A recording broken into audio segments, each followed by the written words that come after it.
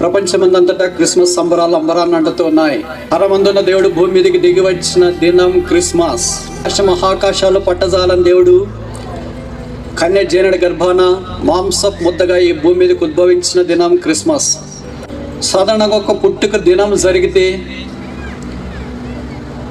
ఇన్ని కోట్ల కొలది ప్రజలు చేసుకోవడం ఆశ్చర్యం. అయితే 6000 సంవత్సరాల మానవ చరిత్రలో ఒకే ఒక్కడి భూమి మీద ఒకే ఒక్క దాని కొరకే పుట్టాడు. ఆయన యేసు ప్రభు. ఆయన ఎందుకు పుట్టాడో తెలుసా? He was born to die. మరణించడానికి పుట్టాడు. ఎవరికైనా మరణం అంటే ఇష్టమా?